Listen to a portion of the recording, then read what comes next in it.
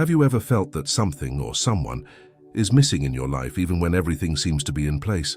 The soulmate, a concept shrouded in mystery and hope, is often sought in others, in chance encounters, or in signs from destiny. But what if the true secret to attracting that deep connection actually lies within you? In this video, we explore the hidden path to finding your soulmate through the powerful lens of Carl Jung's psychology. We discuss unconscious projections, the journey of individuation, and the process of reuniting with the parts of yourself that you have lost. Deep down, a soulmate is not just someone who completes you, but someone who reveals who you truly are. If you believe that true love begins in the soul, comment, "I'm ready to attract what resonates with my essence." According to Carl Gustav Jung, the search for a soulmate is really a symbolic reflection of a much deeper process, the journey of individuation. Jung believed that each person carries an unconscious filled with archetypal images, including the anima and animus, the feminine and masculine aspects of the psyche present in all of us, regardless of gender. In this context, the soulmate is not simply an external person, but a symbolic representation of the integration of these inner aspects. When we search outside ourselves for a lost half, we are often projecting onto the other what we have yet to recognize within ourselves. This projection may be enchanting at first, but it tends to fall apart when the other person does not live up to the idealization. Jung teaches us that true love arises when we remove these projections and see the other as they really are, and above all, when we recognize ourselves without masks. The concept of the shadow, another essential idea, represents everything we repress or deny in ourselves. Until we acknowledge this part, it will continue to influence our choices, including our relationships. Integrating the shadow frees us to love more authentically, without unconsciously repeating painful patterns. Thus, attracting your soulmate begins with a deep inner dive, recognizing and integrating what has been forgotten, lost, or denied. By doing so, we stop looking to another person to be our savior or an idealized mirror, and instead build a genuine relationship where two whole souls meet, not to complete each other but to expand one another. This is the essence of Jungian love, a profound encounter between souls that have already learned to love themselves. The idea of a soulmate has traversed centuries as an irresistible myth. From Plato's Symposium to contemporary romances, we have cultivated the image that there is one unique person capable of completing us, someone who has what we lack, who heals our wounds, and ultimately gives meaning to our emotional existence. However, when this idea is not understood symbolically, it can turn into a psychic trap, fueling illusions and unconscious repetitions. Carl Jung saw intense romantic love often as a projection.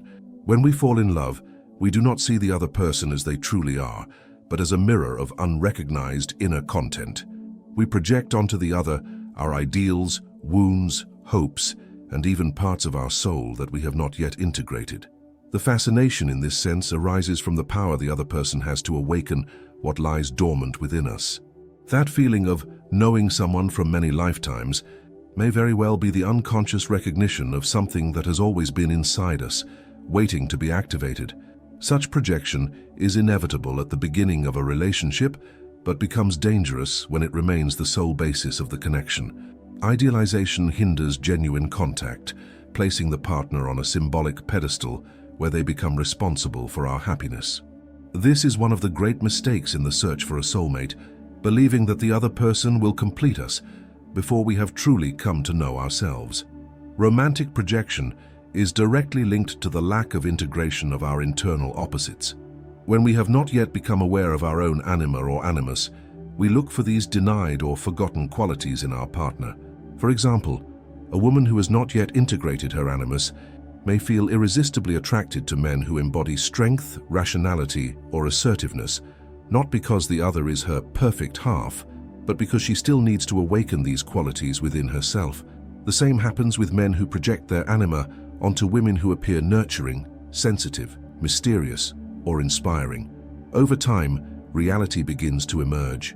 The mask of projection falls away, and we are faced with the real person, complete with flaws, limitations, and contradictions. This moment is crucial. Either the relationship deepens and grows, now based on truth, or frustration, the shattering of ideals, and often separation occur. Many then say, he changed, or she is not the same anymore. But in reality, what changed was the end of the illusion. Understanding the myth of the soulmate through the lens of Jungian psychology allows us to transform a fantasy into a path. Instead of passively waiting for someone to save us, we are invited to dive into our own soul, identify our hidden aspects, heal our wounds, and integrate everything we project onto others. Only then can we truly attract a genuine connection, not one based on need, but on wholeness. This does not mean that the soulmate does not exist, but that they are not found in the other, in an idealized form. They are a symbol, representing the possibility of a deep encounter where two whole people recognize, challenge, and propel each other toward wholeness. Such an encounter is rare, but it is possible, and it begins when we stop seeking outside what we have yet to look within. The first secret to attracting your soulmate is to abandon the idea that they will be the cure for your loneliness. Instead, ask yourself, what have I not yet integrated in myself that I keep searching for in others? What parts of me do I idealize, reject, or ignore? When these questions are answered honestly, the love that follows will be real, because it will mirror your wholeness, not your lack. For Jung, every human being carries both masculine and feminine aspects within, regardless of biological sex. These inner forces, known as the anima, the feminine archetype in the male psyche, and the animus, the masculine archetype in the female psyche, are essential to an individual's wholeness. Yet when these aspects remain unrecognized and unintegrated, we tend to project them onto our romantic partners, creating relationships based more on fantasy than on reality. Integrating the anima and animus is one of the pillars of individuation, the Jungian process of becoming who you truly are. In this context, the soulmate is not someone who completes what we lack, but someone who reflects what we have already begun to awaken within us. True love, then, is not the search for a missing half, but the meeting of two whole people, something only possible when these internal polarities are in harmony. An unintegrated anima may appear as a seductive, mystical, idealized figure, an image of the perfect woman who inspires, elevates, and simultaneously confuses the man who projects her. Meanwhile, an unintegrated animus often manifests as a rigid, controlling, critical, or savior-like ideal of masculinity that can trap a woman in relationships where she feels diminished by the symbolic force she herself has created. Integrating the anima means allowing a man to develop his sensitivity, intuition, empathy, and connection with the emotional world. In doing so, he stops seeking these qualities in an idealized woman and begins to recognize them as legitimate parts of his own psyche. This makes him more capable of loving genuinely, without demanding that his partner be his muse, his cure, or the embodiment of his inner world. Integrating the animus means enabling a woman to embrace her rationality, her capacity for action, her assertiveness, and strength. She no longer needs a man to lead her, as she has come to recognize and embrace her own inner power. This freedom allows her to love not out of dependency or need, but through conscious choice and genuine connection. When two people who have begun integrating these inner forces come together, the relationship is profoundly different. There is space for true otherness, meaning the other can be who they are without having to play a symbolic role or compensate for a psychic void. There is love, certainly, but also autonomy, respect, mutual growth, and acceptance of limitations and imperfections. The journey of integrating these archetypes is not easy. It requires confronting prejudices, cultural beliefs, family patterns, and emotional wounds. Often, the shadow manifests powerfully in this process because in attempting to integrate the opposite, we come face to face with all that we fear, reject, or have never learned to embrace. Yet, it is precisely this confrontation that generates emotional maturity and opens the way for deep love. When we say that true love is born from the integration of the anima and the animus, we mean that it arises from internal balance. Those who acknowledge their vulnerabilities without being defined by them, who allow themselves to feel and act fully, and who navigate between the inner and outer worlds with authenticity, are ready to find a partner who does the same. Moreover, they are ready to recognize that love is not a fairy tale, but a daily construction built on truth, listening, and presence. In this light, a soulmate is not an unattainable ideal, but a real person with both light and shadow, who connects not with your lack, but with your essence. Thus, The secret to attracting your soulmate is not to desperately search for someone who fits your ideal, but to cultivate an inner balance between the masculine and the feminine. This internal harmony creates a magnetic field of authenticity that naturally draws more conscious relationships. Your soulmate is, above all, a reflection of who you have already become on the inside. And that reflection only appears when you dare to look deeply within yourself. For Carl Jung, the shadow represents everything that has been repressed, denied, or forgotten inside us. Traits, desires, impulses, emotions, and memories that for some reason we cannot accept as part of our conscious identity. Instead of disappearing, the shadow settles in the unconscious and from there influences our attitudes, choices, and especially our relationships. When we seek a partner, we are not merely following a physical or emotional attraction. We are unconsciously drawn to what resonates with our hidden parts. The person we fall in love with may very well be a mirror of what we try to hide from ourselves. And it is at this point that the relationship transforms into a stage for the unconscious to act with full force. The shadow reveals itself in relationships through intense judgments, disproportionate criticism, recurring conflicts, and emotions that seem out of control.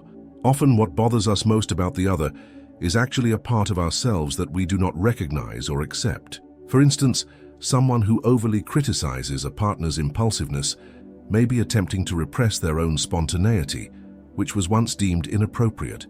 Seeing that trait in the other activates the shadow, triggering intense and often irrational reactions. Likewise, we are drawn to people who freely express what is repressed in us.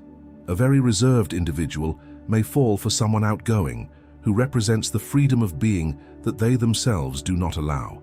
At first, this difference is enchanting, but over time it can lead to conflict if there is no awareness of what is being projected. Romantic relationships are, by nature, laboratories of self-knowledge. Emotional and physical intimacy create space for masks to fall away, defenses to weaken, and unconscious content to emerge. It is in this space that the shadow shows its strength, and that's why loving can often be uncomfortable. In deep relationships, we are compelled to confront everything we have avoided: our insecurities, traumas, fears, anger, selfishness, and neediness. This confrontation can be painful, but it is necessary. Only when we face our shadow can we break free from the cycle of repetition.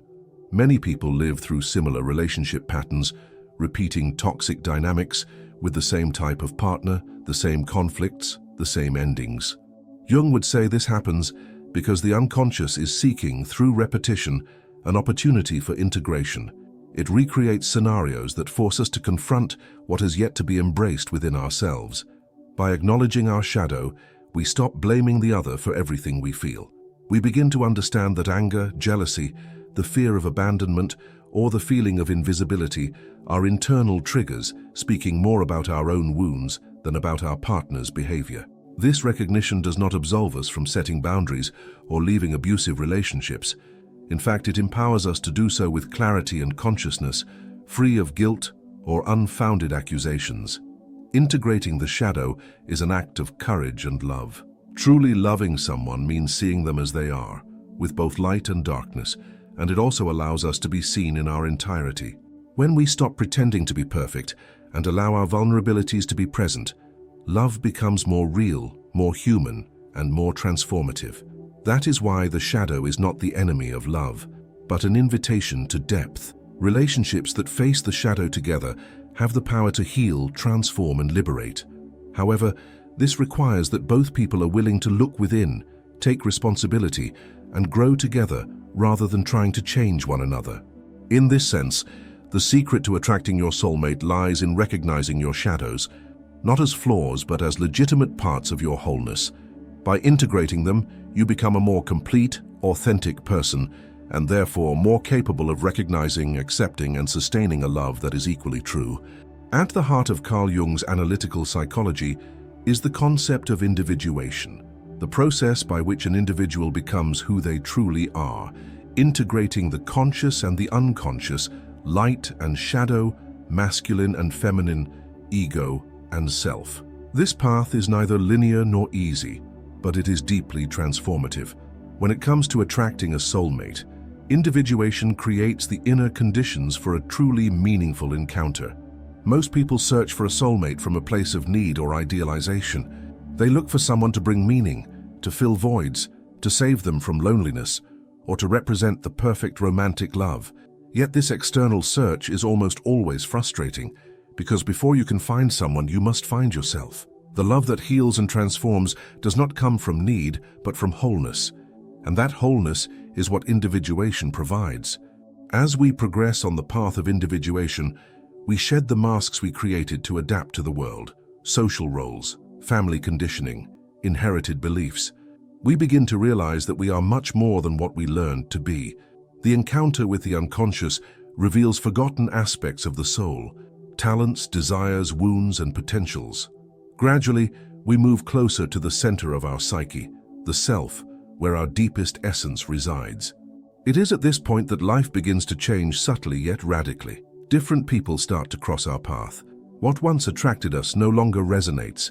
Old relationship patterns dissolve, and a new perspective on love emerges, more conscious, mature, and whole. This is where the second fundamental concept comes in: synchronicity. For Jung, synchronicity is the meaningful coincidence of external events with internal states, without any obvious causal connection, yet with deep significance. In other words, these are encounters, signs, and situations that may appear as mere coincidences, but carry a symbolic message, as if the universe were responding to our psychic state.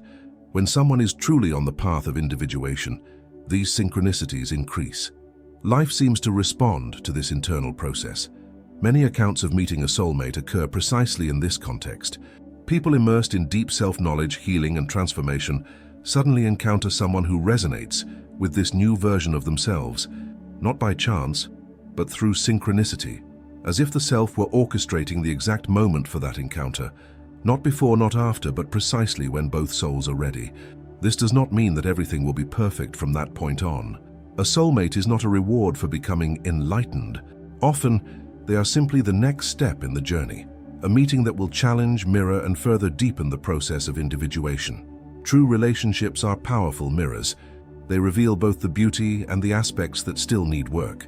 The difference is that when two people come together from a place of wholeness, there is space to grow together with truth, courage, and love. So, rather than searching for your soulmate externally, begin by cultivating an encounter with your own self. Ask yourself daily, what do I still need to integrate? What parts of me do I reject, idealize, or ignore? As these questions are answered sincerely, the love that follows will be real, because it reflects your wholeness, not your emptiness. The more you become who you truly are, the more magnetic you become to what is in tune with your soul. And when that encounter happens, because it will happen, you will know. Not because of the intensity of passion, but because of the depth of connection. Not by the promise of happily ever after, but through the genuine presence of two complete souls who recognize, embrace, and propel each other toward what is most sacred, the realization of being. This is the true secret to attracting your soulmate, becoming intimate with yourself and trusting that in the right time, life will mirror your essence perfectly. The real journey to finding your soulmate does not begin with an external glance, but with a deep dive into your own soul. When you understand that transformative love is the fruit of integration, the shadow, the anima, the animus, and your very essence, everything around you starts to realign. You stop searching for what is missing and instead radiate what you truly are. And it is precisely this that attracts a true encounter, one that is born from the soul and not from emptiness. If this content has touched something deep within you, subscribe to the channel now. Leave a comment sharing how this journey resonates with your own story, and don't forget to watch the next video appearing on your screen. It will delve even deeper into this path of transformation, because true love begins when the soul awakens, and yours has already started to awaken.